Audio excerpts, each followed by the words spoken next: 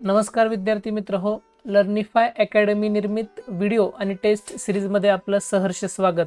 इयत्ता 4थी साठी असणाऱ्या सर्व प्रकारच्या स्पर्धा परीक्षांची तयारी आपण लर्निफाय सोबत करत आहोत। यासाठी www.learnify-academy.com ही जी वेबसाईट तुम्हाला स्क्रीनवर दिसते त्या वेबसाईटला आपल्याला भेट द्यायची आणि वेबसाईटला भेट देऊन त्या ठिकाणी असणारा सर्व कंटेंट अगदी महाराष्ट्रभरातील सर्व विद्यार्थी मोफत वापरू शकतात। चला तर मग आपण आजच्या व्हिडिओला सुरुवात करूयात। आज आपण परिसर अभ्यास या विषयातील साठवण पाण्याची हा घटक अभ्यासणार आहोत। या घटकामध्ये आपल्याला पाणी साठवण्याच्या ज्या व्यवस्था आहेत, पारंपरिक व्यवस्था असतील किंवा आधुनिक व्यवस्था आहेत, या व्यवस्थांची आपल्याला माहिती घ्यायची आहे। सजीवांच्या आयुष्यामध्ये अतिशय महत्त्वपूर्ण असणारा घटक म्हणजे की पाणी, पाण्याशिवाय सजीव जगू शकत नाही। तर असं महत्त्वपूर्ण पाणी आहे। या पाणी साठवण्याच्या ज्या पद्धती आहेत त्या पद्धती आपण या घटकामध्ये अभ्यासणार आहोत। सर्वात प्रथम आपण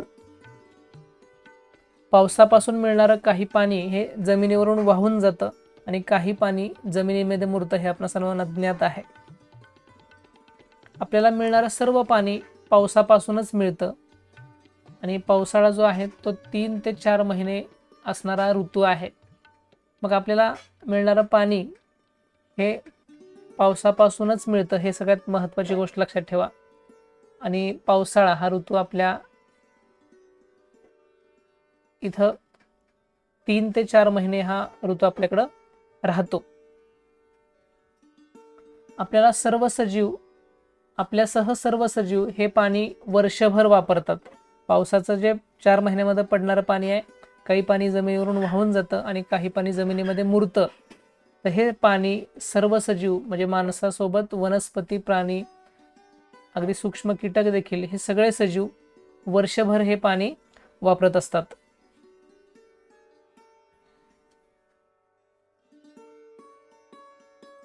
आता जुने जलसाठे कोणकोणते आहेत त्याविषयी आपण माहिती घेऊयात।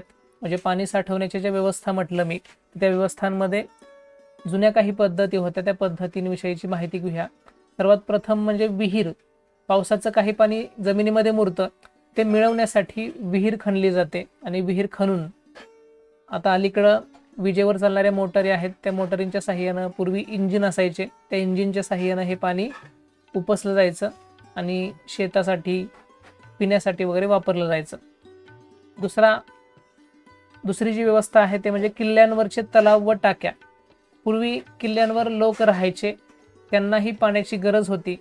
किल्ल्यांवर तलाव असायचे, त्याचबरोबर दगडात खणलेली पाण्याची टाकी असायची।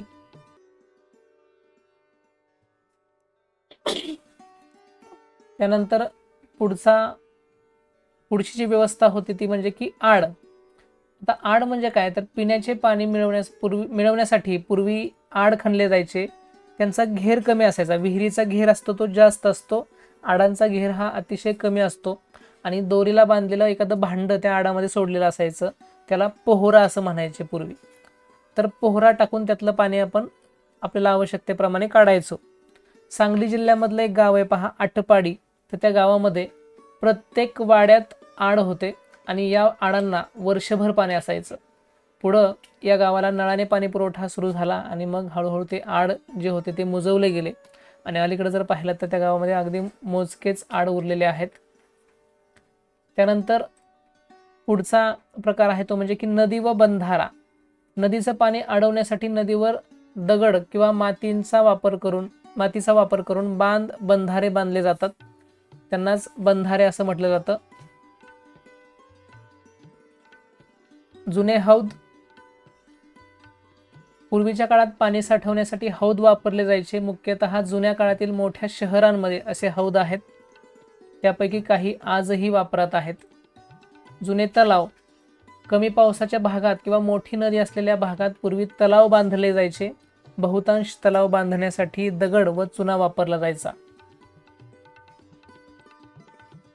आता पाणी साठवण्याच्या ज्या अलीकडच्या काळातील ज्या काही व्यवस्था आहेत त्या व्यवस्थांविषयी आपण माहिती घेऊयात। सर्वात प्रथम म्हणजे की धरण। एखाद्या मोठ्या नदीवरती मोठा बंधारा घालून जास्त पाणी अडवलं जातं, ही जी पाणी साठवण्याची अलीकडच्या काळातील व्यवस्था आहे तिलाच धरण असं म्हटलं जातं. या धरणामुळं खूप जास्त पाणी साठवता येऊ लागलं. त्याचबरोबर जास्त पाणी मिळाल्यामुळं शेतीसाठी त्याचा जास्त वापर करता येऊ लागला. शहरं वाढू लागल्याने त्या शहरांमध्ये कारखानदारीसाठी सुद्धा ह्या पाण्याचा वापर केला जाऊ लागला. सगळ्यात महत्त्वाचं, वीज निर्मिती करण्याचं एक मोठं साधन आपल्याला या धरणांमुळे तयार झालं आणि जलविद्युत प्रकल्प मोठमोठे उभे राहिले आणि आपल्या रोजच्या वापराची जी वीज आहे ती वीज देखील याच्यावरती तयार होऊ लागली. आणि महाराष्ट्रामध्ये आपण जर बघितलं तर जायकवाडी, कोयना, उजनी, येलदरी अशी काही मोठी धरणं आहेत आणि त्या धरणांवरती जलसाठाही मोठा आहे. त्याचसोबत तिथं तयार होणारी वीज जी आहे ती वीज निर्मितीची प्रक्रिया देखील चांगल्या पद्धतीची आहे. मोठ्या प्रमाणावरती वीज तयार केली जाते. जसं आपण कोयना धरणाचं उदाहरण घेतलं तर सातारा जिल्ह्यातलं सर्वात मोठं आणि महाराष्ट्रातलं द्वितीय क्रमांकाचं हे धरण आहे. याची पाणी साठवण्याची क्षमता चांगली आहे. त्याचबरोबर सगळ्यात महत्त्वाचं की सर्वात जास्त विद्युत निर्मिती करण्याचं काम हे धरण करतं. जलविद्युत निर्मितीचे वेगवेगळे टप्पे याच्यावरती आहेत आणि संपूर्ण महाराष्ट्राला म्हटलं तरी काही हरकत नाही, वीज पुरवठा करण्याचं काम हे कोयना धरण करतं. कोयना धरणाला महाराष्ट्राची भाग्यलक्ष्मी असं म्हटलं जातं आणि त्याचं दुसरं नाव आहे शिवाजी सागर जलाशय. आपल्या अधिक माहितीसाठी ही माहिती आहे. सातारा जिल्ह्यामध्ये कोयना नदीवरती असलेलं हे धरण आणि आपल्या संपूर्ण महाराष्ट्राला वीज पुरवठा करण्याचं काम हे करतं. त्याचबरोबर जायकवाडी आहे, उजनी आहे, येलदरी आहे, ही देखील धरणं खूप मोठी आहेत आणि याच्यावर देखील मोठा जलसाठा आहे. त्याचबरोबर वीज निर्मिती देखील चांगल्या प्रकारे होते. त्यानंतर पुढचा प्रकार आहे तो म्हणजे की पाणपोई. घराबाहेर पडलेल्या लोकांना तहान लागल्यानंतर पाण्याची व्यवस्था असली पाहिजे या संकल्पनेतून मोठे रांजण रस्त्याच्या कडेला भरून ठेवण्याची व्यवस्था काही ठिकाणी आत्ता पाहायला मिळते किंवा पूर्वी असायची, लक्षात घ्या. तर यालाच पाणपोई असं म्हटलं जातं. वाटसरू जे आहे त्या वाटसरूंना उन्हाळ्याच्या दिवसामध्ये या पाणपोईचा खूप चांगल्या पद्धतीने उपयोग व्हायचा. त्यानंतर विंधन विहीर म्हणजे याला दुसरा शब्द आहे बोर. आपण अलीकडे त्याला बोर असं म्हणतो. तर बोर म्हणजेच विंधन विहीर.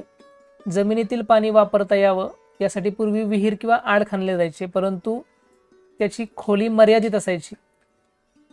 तर अति खोलवर असणारं जे पाणी आहे, जास्त खोलवर असणारं जे पाणी आहे ते काढण्यासाठी विंधन विहिरीचा उपयोग होऊ लागला.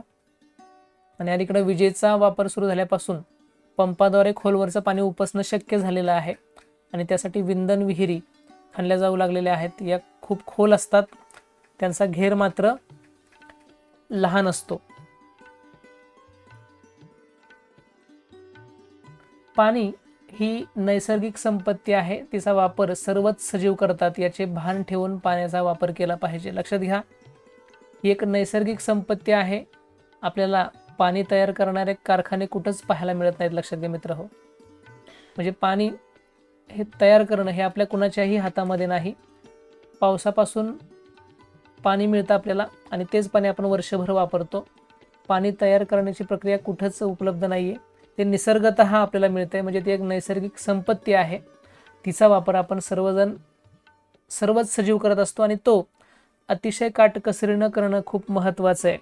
पाणी साठवलं पाहिजे, पाण्याचा जपून वापर केला पाहिजे आणि जपून वापर जर आपण केला तर आपल्याबरोबर इतर जे सगळे सजीव आहेत त्यांना देखील पाणी पुरेसं उपलब्ध होऊ शकेल आणि उन्हाळ्यामध्ये प्राण्यांची जी परवड होते पाण्यासाठी ती कुठेतरी थांबू शकते. तर या सगळ्या गोष्टींचं भान ठेवून ही जी नैसर्गिक संपत्ती आहे त्या नैसर्गिक संपत्तीचं आपण संवर्धन केलं पाहिजे, तिचा काटकसरीनं वापर आपण केला पाहिजे. तर अशा प्रकारे आज आपण या घटकामध्ये पाणी साठवण्याच्या जुन्या पद्धती आणि अलीकडच्या काळातील ज्या पद्धती आहेत त्या पद्धती आपण समजून घेतल्या. यावर आधारित प्रश्नांचा सरावासाठी तुम्हाला यासोबत जी क्विज आहे ती क्विज तुम्ही सोडवा आणि यावर आधारित सगळ्या प्रश्नांचा तुम्ही सराव करू शकता. चला तर मग भेटूयात पुढच्या व्हिडिओमध्ये. तोपर्यंत धन्यवाद.